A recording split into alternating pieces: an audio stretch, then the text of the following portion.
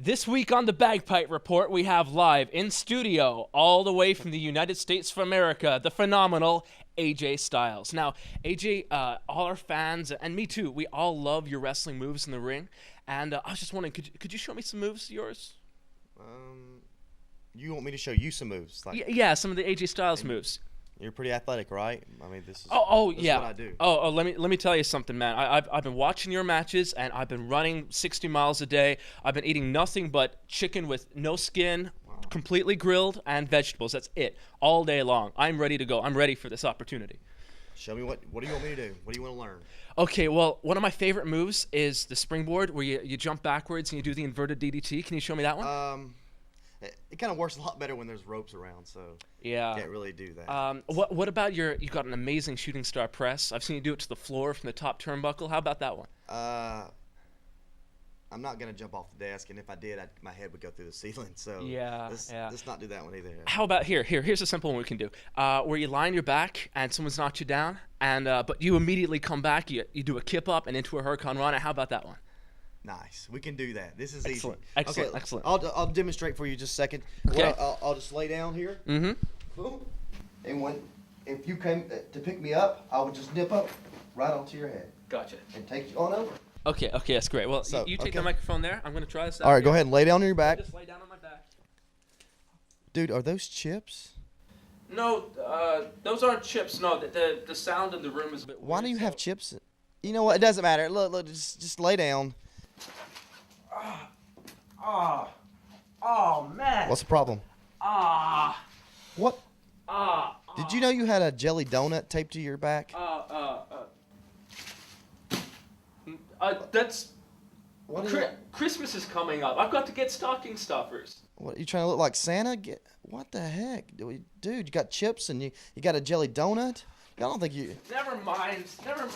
I came in here with... Is that a Snickers bar? It's a Snickers bar.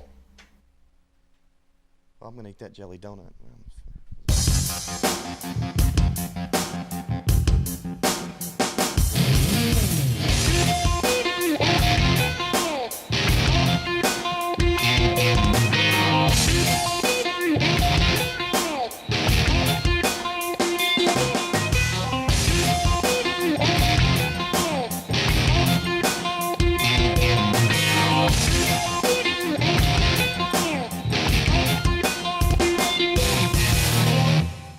Okay, to kick things off this week in the news, I'm going to let you guys in on a little bit of a secret. Last week, we were working on having Teddy Hart come on the show and talk to us about the brand new H2 Wrestling. Well, just this past week, H2 Wrestling folded. That's right, their debut show is coming up in the next couple of weeks. And before it went down, it already went out. There's a lot of big names scheduled to be on the card. Michael Modest, Teddy Hart, Jack Evans, a lot more. And now it's not going to go forward. If you check out h2wrestling.com, you will see that there's a statement from Court Bauer, who, with Teddy Hart, is partners in the venture that never was. That statement reads as follows. Dear fans, after careful thought and consideration, as of Friday, July 23, 2004, I tendered my resignation from the H2 Pro Wrestling project. Our investors have decided, due to my resignation and other factors, to not proceed with the project effective immediately. As such, all H2 events have now been canceled as the venture has come to an end.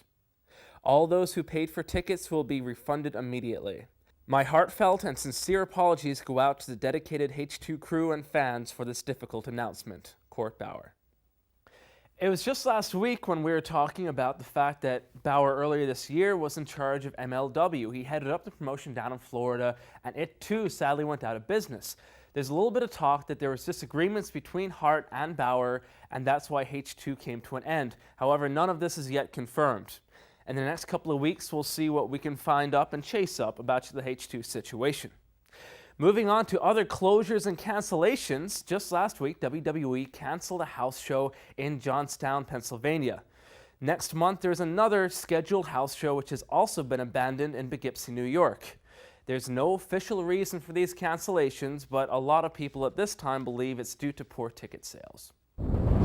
Now, it was only a couple of weeks ago that Sid Vicious made an astounding return to the ring. The return was surprising for two reasons. First of all, it was at the beginning of 2001 that he absolutely destroyed his leg on pay-per-view working for WCW. It was the last couple of months of the company, and he was working a match, a main event, on pay-per-view with Scott Steiner when he tried a very uncharacteristic move from the second rope, and I suppose you would say somewhat characteristically hurt himself because he'd never tried it before. Now Sid Vicious is back in the ring, and it happened much without fanfare. After 3 months of being on the shelf, he returned to action a couple of weeks ago, tag teaming with Pierre Carl Ouellet, also of WWF fame a couple of years ago. You might remember him from the Quebecers.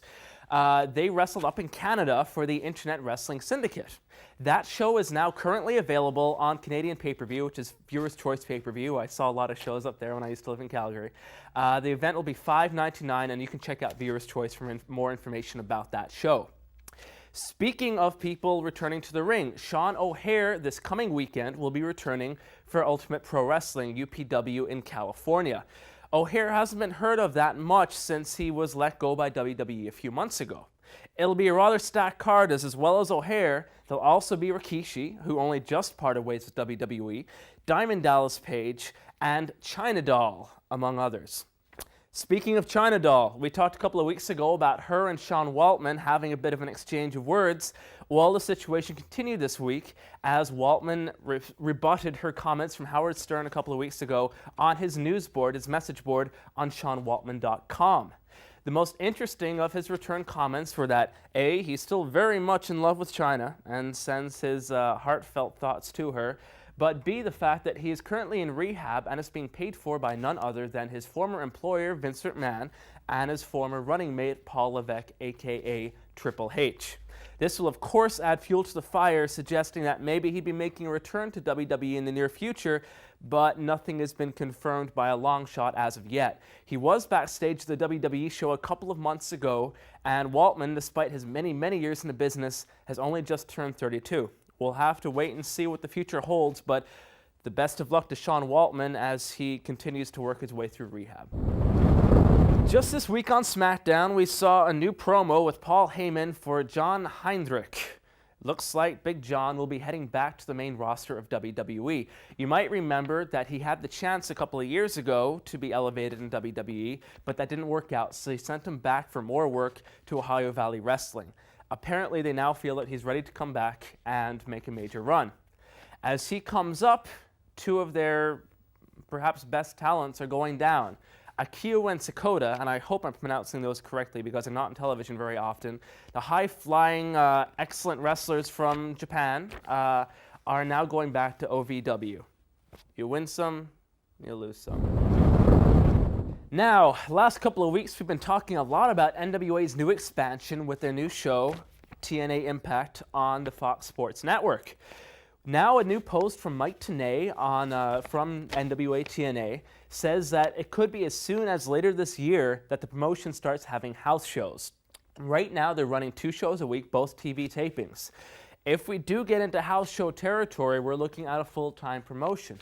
Not too bad for a promotion that started with 1 day a week. Now we got wrestler contracts, 2 shows a week, national television coverage, and forward we move. Time will tell whether this new idea will work or not as we keep working towards that bottom line. Best of luck to NWA TNA as they continue in their expansions. On August 14th, the day before SummerSlam, they will be holding the final workout in the world-famous Hart Family Dungeon in Calgary, Alberta, Canada. The proceeds for this event, which will be $50 a head, will go to, and let me check this out, the King of the Mat Amateur Wrestling Tournament in Calgary. According to the release, this is one of Stu Hart's passions, and he had many. You can contact Keith Hart if you're interested in joining the event at the number that's on the screen right now. I know that it won't just be people in Alberta who'll be interested in possibly going along. Speaking of said event, we're going to be having a little event of our own. In a couple of weeks' time, the same weekend in fact, August 14th, we're going to bring you a special look inside the dungeon and a special look at the late great Stu Hart. So make sure you stay tuned to the Bagpipe Report for this exclusive feature. Now, it has been quite the year for Austin Aries so far. Already, he has fought his way all the way to the finals of the Super 8 tournament in the United States. The last 6 years, it's been a big smash, a big success. And shot a lot of stars out of there. This year he went head-to-head with fallen angel Christopher Daniels in the finals and had a great match from what I hear. Now he makes his debut on the Bagpipe Report with the move of the week. This following clip is from IWA Mid-South as he hits a very sweet 3-item combo. Sent to the ropes once again, but Aries catches him. Gutbuster right across his knee. STO to follow up. Power drive elbow.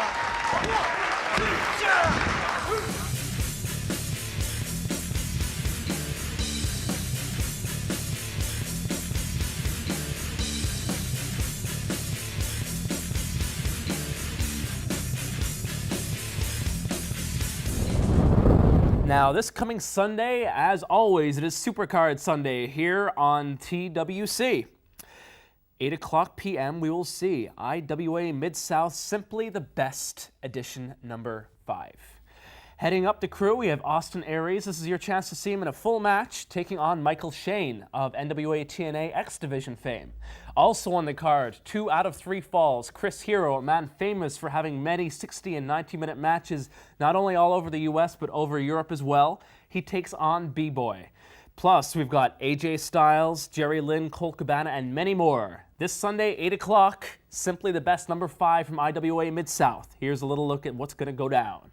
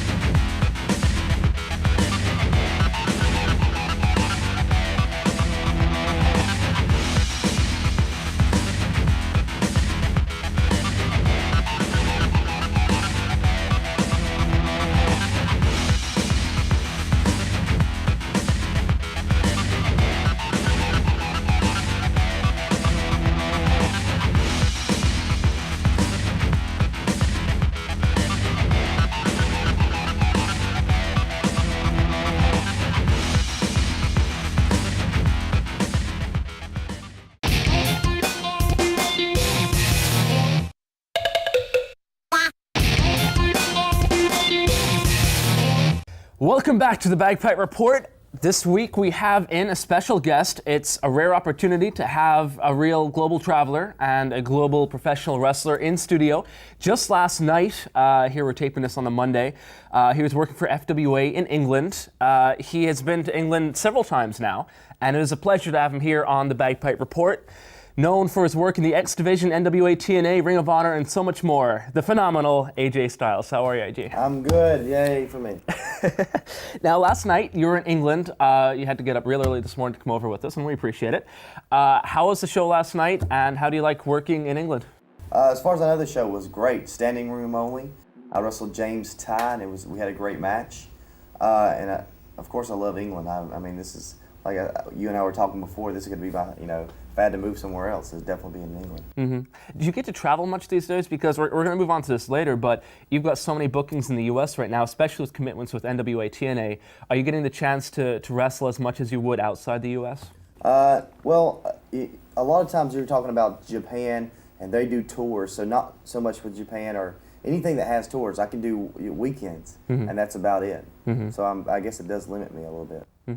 Now let's take you back a little bit, start right from the top. You've only been wrestling for about 6 years. You've had phenomenal success because in this business, people usually take 10 years to get known, another 5 to work up the ranks, and then they get towards the top, maybe in their early to mid 30s, is the prime for professional wrestlers. Whereas your name has been on the circuit in a big way for a couple of years now, and you're still in your 20s.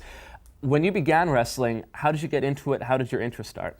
Well, my whole objective wasn't to for a career to be in professional wrestling. I was sure I was going to do something else, but I kind of fell into it when I was working as a delivering bottled water. So I was thinking about anything I could do as far as a career, and somehow wrestling got brought up. And we thought about WCW, the power plant, and I was like, whoa, that costs too much money. So we found a place up in Cornelia, Georgia. Actually, two of my friends did, and I told them if they found a place to train, I would go up there with them. They left. And the rest is history. And I bet they're kicking themselves in the butt now. But, a lot of it was just timing. Right place, right time, and the right person watching.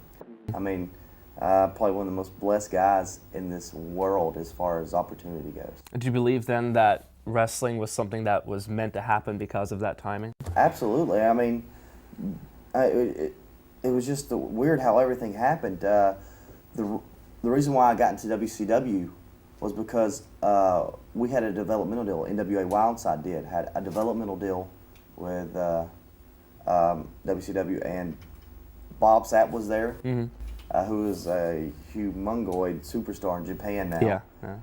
And a couple other guys from the power plant and whatnot. That's where they would wrestle. Well, the big wigs would come check out their guys at Wildside to see how they were doing. And at that time, Air Paris and I were having a great feud. And a couple weeks later, we got a tryout in Baltimore. The next week, we had jobs. So it was just kind of awkward how everything kind of fell into place for me.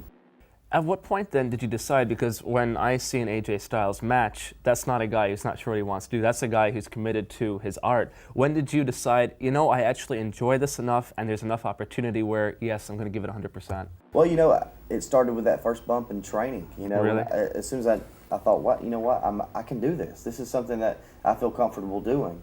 And it was one of those things, it just kind of came natural. It wasn't that hard for me to take the bumps, or I wasn't afraid to bump or whatnot, and I had gymnastics background, so of course after a month of training they had me in a match just flipping all over the place like an idiot.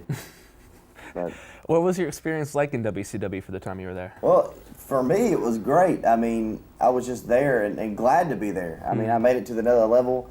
And a lot of people, well, how was there a bunch of clicks? I don't know. Yeah. I was barely there. I had 5 matches in WCW, and one of them was a house show. I think I had 3 on Thunder and 1 on Nitro, and I was thrilled. So. At the time, WCW was obviously coming close to folding. I've talked to people who've said that they could feel it coming, they could sense it coming. But of course, these are guys who had been with the promotion for years, and they'd been working with the promoters for years. Did you have a sense of that, or did you feel that things were starting to go forward? I had a pretty good idea when I seen all those older guys like Lex Luger and just all the older wrestlers all taking pictures together. I knew something was up. I didn't know. I thought for sure, one of the largest promotions in professional wrestling would not go under. I mean, nobody would have thought that. And it turns out we were all wrong. I mean, nobody expected this to happen, and it sucks. I mean, I wish it hadn't happened. I mean, now TNA's got to make a comeback for WCW because I don't see WWE taking care of business right now.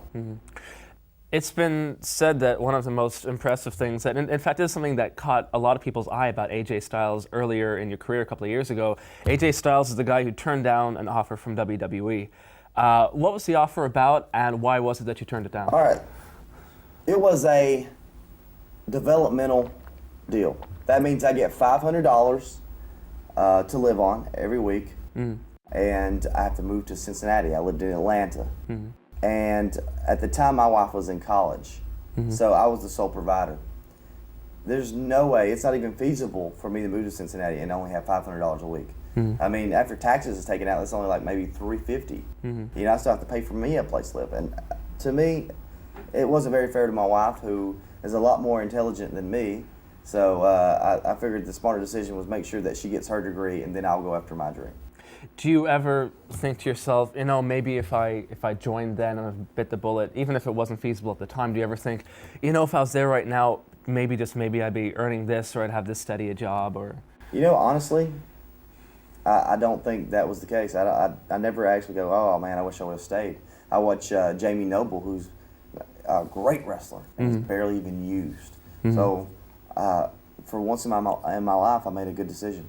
A lot of guys actually from WCW at that time, Elix Skipper, Kidman, Rey Mysterio, who all would have wrestled a similar cruiserweight style to what you do. Either you're working with them now in NWA because they left WWE, or else you're not really being used by WWE. At this very moment, Paul London and Kidman are the tag champs on SmackDown, but that's an abnormality. Both guys weren't even on TV a month ago.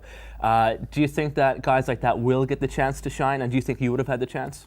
I honestly don't think so. I mean, I didn't think Paul was going to have a chance to shine, and I'm glad he has that chance. I mean, he deserves it. He's great. But I don't think if that were the case, if Jamie Noble would be used. He's a great wrestler. Up there, apparently, it's not about your work rate. It's about I don't know, how you can dance or rap or something. I'm not sure, or how big you are. Have they approached you since?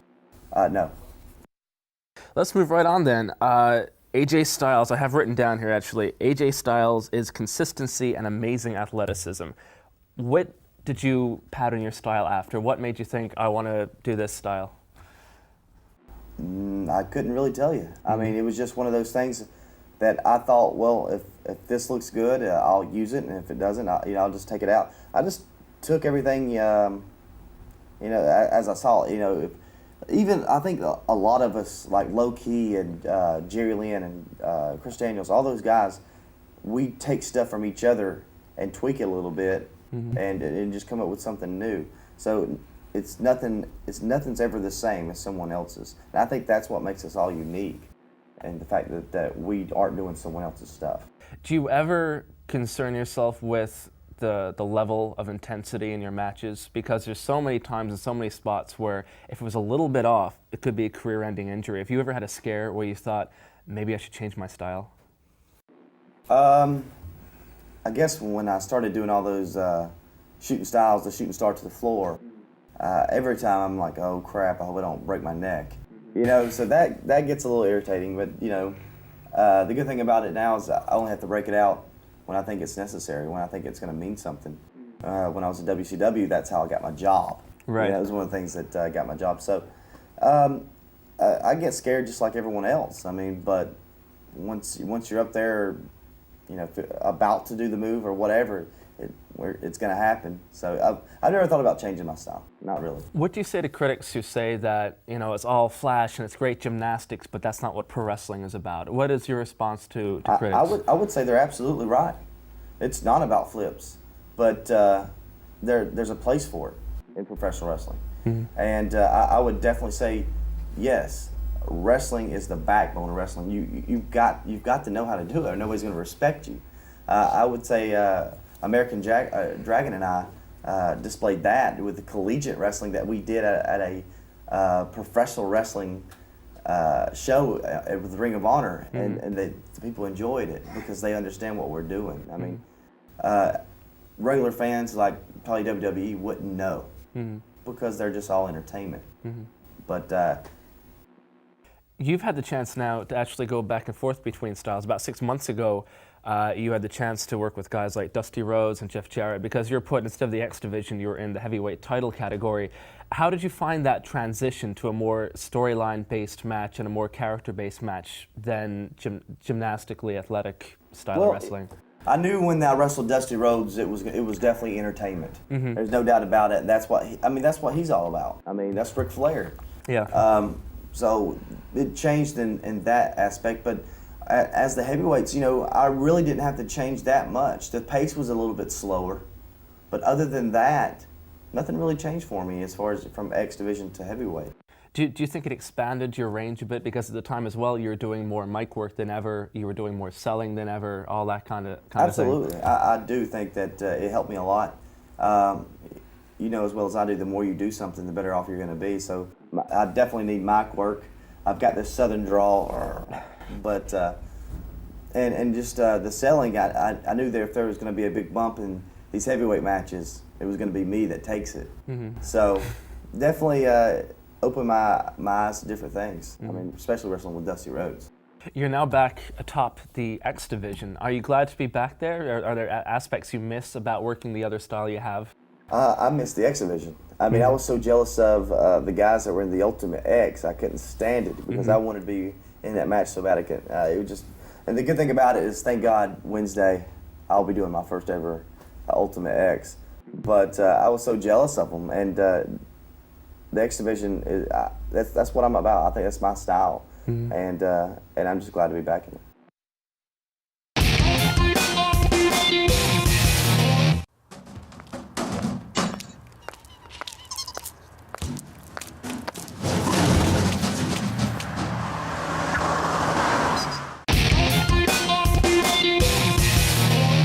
What are the favorite matches and guys you've had to work with?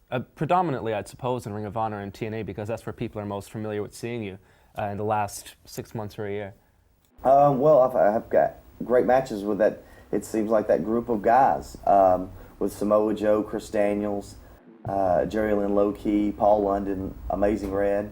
I mean, there's just a group of guys. American Dragon also falls that I've had matches with, and all of them are great. Do you like working with stiffer guys, or do you prefer people who will protect you more in terms of just blows? That's kind of I don't want to say, well, the fact of the matter is I don't want to get hit in the face really hard. I like my teeth. And so when you're wrestling Joe, I make sure that he knows that I want entertainment Joe, and instead of I'm going to punch you in the face Joe. You know, it's just... It's just and the thing is, if you Low-Key and Samoa Joe are good at what they do, they can make it look like they're ripping your head off, but you know they're doing a style so good that's just the way it looks. They're really taking care of you. Will the stronger guys do that? Because there's some guys who do like to be hit hard, that, you know, fires them up and it gets them going. And then there's other guys who are like, you know, I'd rather focus on the match and work more of it. Do you find that people who are stiffer like Low-Key and Samoa Joe, that they're comfortable doing both with you? Yeah, absolutely. They don't mind. I'm sure they'd rather not get the crap knocked out of them either. I mean, nobody really likes pain. Come on. Yeah. Well, you are a religious person to a degree. And I'm curious because I was brought up in a Catholic setting, and the wrestling business is so often the antithesis of everything that is good and holy. To say, how difficult is it to maintain your faith and your belief in the wrestling business? Well, the good thing about it that most of the guys in the wrestling business respect what I believe in, and you know. And just to throw it out there, I'm a Christian. You know, I believe in 2,000 years ago, Jesus, died for my sins. But the good thing about, like I said, is the guys respect that and they understand. But then again, these girls are still hot, so it is difficult. Is there something? I mean, do you find the conflict that when you would come out in NWA, TNA? There you are, AJ Styles, with what you believe in, what you're doing, and then there's girls dancing in cages left and right. Did you ever find that to be difficult to resolve? Well, it was definitely different, you know, and there were some things that bothered me with TNA during the first couple of shows. But, you know, that's their show, and what can I do about it? Ring of Honor, the Rob Feinstein situation a few months ago. Of course, you haven't worked for Ring of Honor in a while now. What was your initial reaction when it came out that Rob Feinstein had gotten himself in trouble controversially a few months ago? Well, you know, everyone's got their demons, and Rob's definitely got his. But I just feel bad for Ring of Honor that they got such a bad rap from a guy who really wasn't doing much with them anyway. He was selling videos. So it's just sad that it came about that way. And, you know, a lot of people were, you know, hey, are you going to go wrestle for Ring of Honor? And to me, Ring of Honor was never about the guy who owned it anyway. Because they were just paying me to make sure that the fans got their money's worth. And, you know, preachers, you know, have done the same thing. And nobody stopped going to church. So I didn't feel there's no reason for me not to go to Ring of Honor. Right. So, you know, it wasn't my fault that I couldn't go. It was actually TNA, and it really wasn't their fault either. Right. Was it a problem for you that TNA said, you know, because this is a payday for you, this is an opportunity, this is a chance to wrestle for a major organization, that TNA came to you and said, listen, AJ, we don't want you working with Ring of Honor. Did you have a problem with that? Well, it hurt, you know, because I said this last night that Christopher Daniels and I are the two main guys that they were saying, hey, you can't do this. Yeah. Daniels was on their first show from start to finish, and I was on the third one. So we put a lot of time and effort into having great matches there. But the fact of the matter is, we wrestled once a month for Ring of Honor, and we wrestled 4 times with NWA TNA. So you got to do what's best for your family.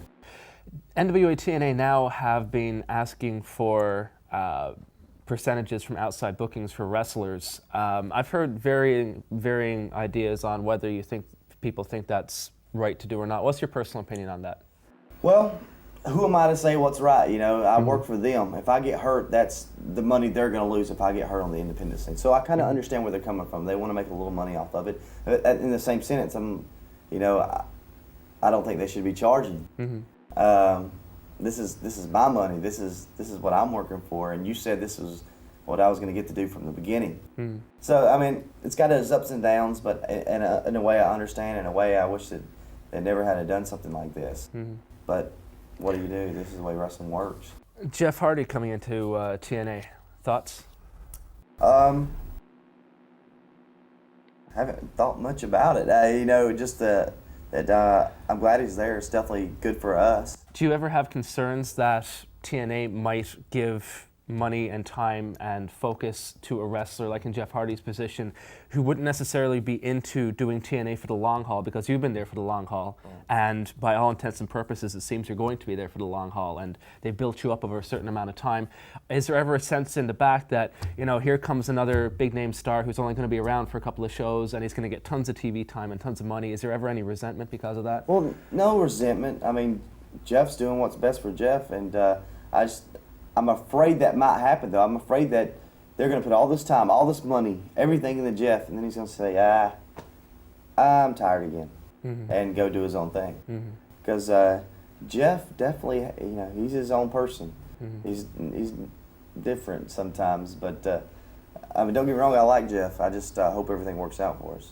There's talk right now that, of course, you're saying it's mostly you and Christopher Daniels because you're two of the most pushed guys in TNA, you're part of their permanent roster, that things are coming back together between them and Ring of Honor. Have you heard about that? Well, I know here recently we were going to be booked on some shows, and we just asked about it and see how if it was going to go over, if everything was going to be okay, and we were told no, not yet. So even though everything's switched from Rob Feinstein and all that, it's been broken apart. It hasn't changed for us yet, not for me and Chris Daniels. What are your goals right now in NWA TNA? Where do you want to go from here? Well, my goals are, I've pretty much done everything that I could do for AJ Styles and as being a heavyweight champion, X Division champion, tag team champion. I think I wanted to focus on more of getting this company to another level. Which is, having good matches and stuff like that. So I guess my main goal is to make sure they're on primetime television, not just at 3 o'clock on Fridays. There's talk right now that there's going to be house shows starting later this year. If that were to happen, A, do you think that'll happen? And B, if it does, would you be happy to commit yourself pretty much 100% to that one promotion? I would definitely commit myself to TNA. I mean, this is the company that I work for. This is the company that I want to succeed. So, and I do think these house shows will happen. I mean, why not? I think people would want to see TNA, not just on pay-per-view, not just in Orlando, but, wherever. I think people will show up. Are there any other promotions you want to work for before committing perhaps 100% to TNA? Or have you gone everywhere you want to? I think I've gone everywhere I want to, really. I can't think of any, I'd like to work for New Japan at least once, just because Houston Thunder Liger's there and I'd mark out to him like a little girl. But I think I've been everywhere that I've wanted to go and met most of the goals that I've set, but don't get me wrong, there are more goals to be set. Yeah. How long do you see yourself wrestling this physical style? Well, I'm giving myself at least 8 years, so at least I'll be, well, I guess, 35. Mm-hmm. And hopefully I will not be all beat up and I'll be able to walk. But, you know, hey, so these guys, I mean, Jerry Lynn, I hope he doesn't get mad at me for telling his age, but he's 40 and he can go. Mm-hmm. So I just hope that I'm even close to having his athletic ability, you know, when I'm that old. Mm-hmm. He's so good. I've gotten several emails this last week. We didn't ask fans to send us their emails, but a couple did anyway. And they said, AJ, what advice would you give to kids who want to get into the wrestling business the same way you did? Definitely have a backup plan. So that means finish school, go to college, get your backup plan, and then start training and be patient. I mean, I told you before that I'm the most blessed guy on this planet. So it's just not fair. But you got to be patient because it's all about the right place, right time with the right person watching.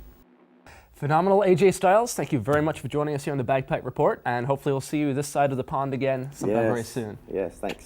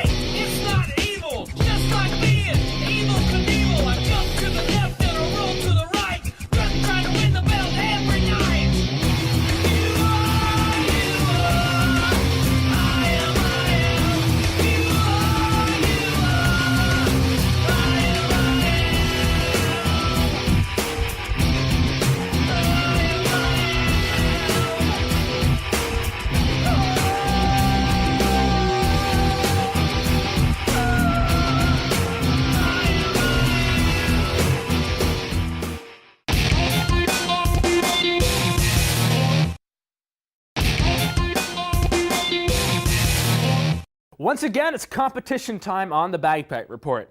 This week, we ain't got no video games. We've got 200 pounds worth of merchandise from the Wrestling Channel online store. You can check that out at thewrestlingchannel.tv/shop. 200 pounds worth free if you answer this very easy question, which is, since leaving WWE, which of the following promotions has Jeff Hardy wrestled for? A, the Carolina Wrestling Association, B, Major League Wrestling, or C, NWA TNA. You can send your answers, Blake A, Blake B, or Blake C, to 88066. The closing date for this is midnight on Thursday, August 5th, and the charge is $150 per text. Our first Q&A this week comes from Ian Hamilton, who asks, do you think that any of the comments in Ric Flair's book have been written with a view to promoting a future angle in WWE? Not so much against Bret Hart as a result of his stroke, but possibly Mick Foley. And if so, do you think Foley is just using Ring of Honor to prove, unquote, to Flair that he can draw without Vince McMahon and the WWE's name value? Well, Ian, in short order, no. For one thing, this is Ric Flair's autobiography. He's not going to use this to promote any short-term runs, or at least I don't think Ric Flair's the type of person who would. Wrestlers do all sorts of strange, inexplicable things, and I wouldn't put anything past any one of them or any one of us or anyone in the business. But I certainly don't see Ric Flair writing a book and writing controversial comments for that. And certainly if Flair was trying to do a storyline with Bret obviously didn't think it was a storyline given the horrible, horrible insider things that Bret said in return to Flair. As far as Mick Foley, no, I again do not believe that he's going to Ring of Honor to prove his drawing power to Vince McMahon, to Ric Flair, or anybody else. Foley has held 3 world titles. He's headlined many, many pay-per-views. He's wrestled all over the world for numerous different wrestling promotions. Going to Ring of Honor and working in front of a couple of hundred people is not going to prove anything at this point in his career. If anything, I think it's a result of the fact that A, he's a little bit frustrated with WWE right now because of the Ric Flair comments about him in Flair's autobiography, and B, because Foley loves wrestling, always has, and I would bet always will.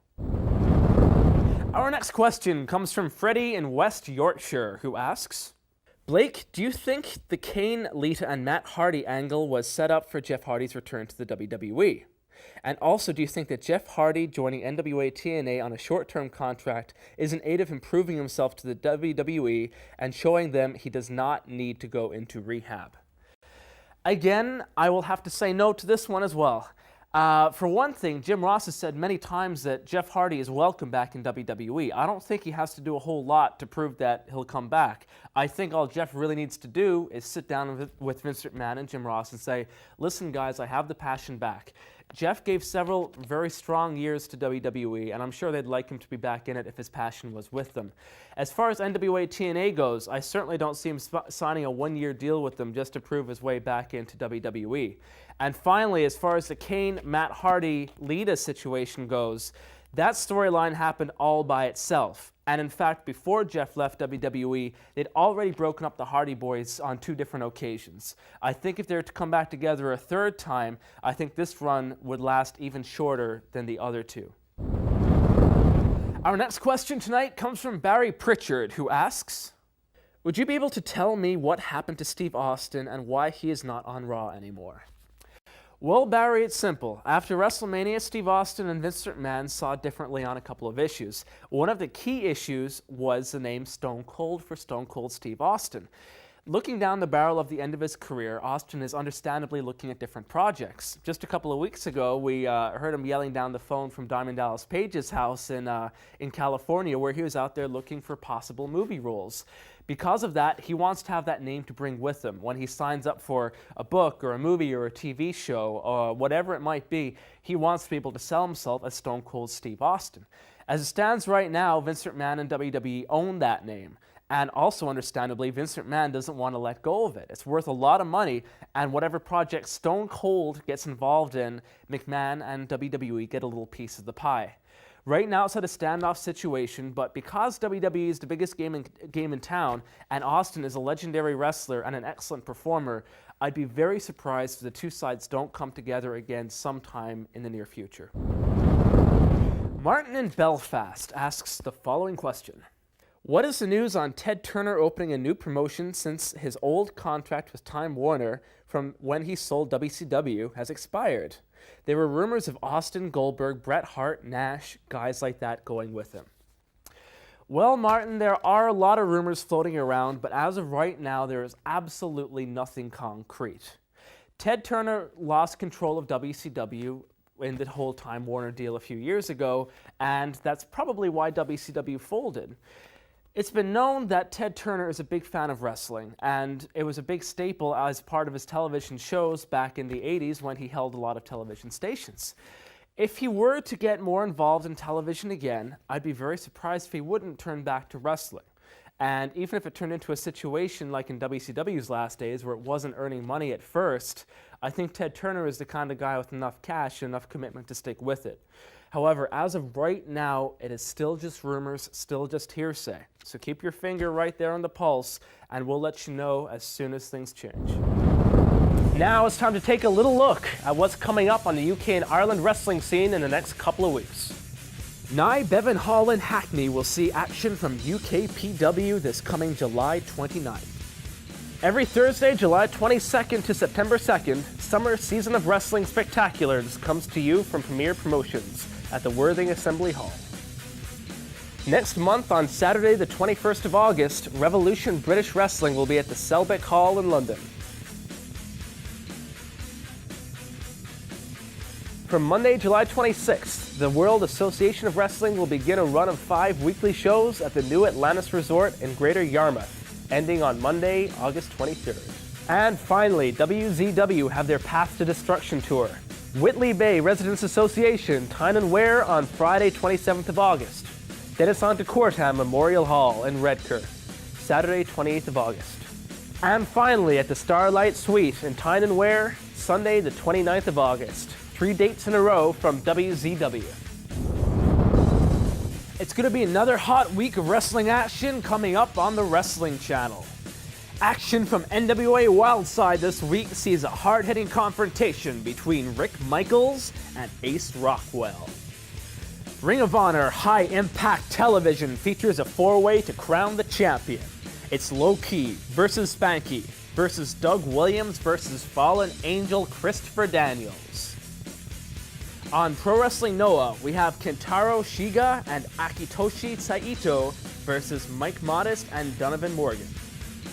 And in NWA TNA, Michael Shane takes on Ron the Truth Killings. The Giant Abyss takes on the phenomenal AJ Styles, and America's Most Wanted fight head-to-head with Jeff Jarrett. All that, plus watch out for part 2 of the RF Shoot interview with Steve Corino.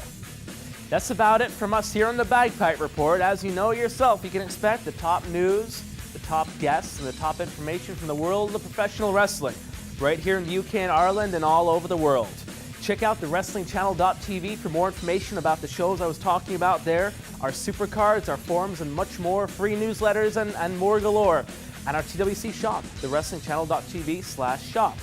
Also, the BagpipeReport.com. You can see the show we had today.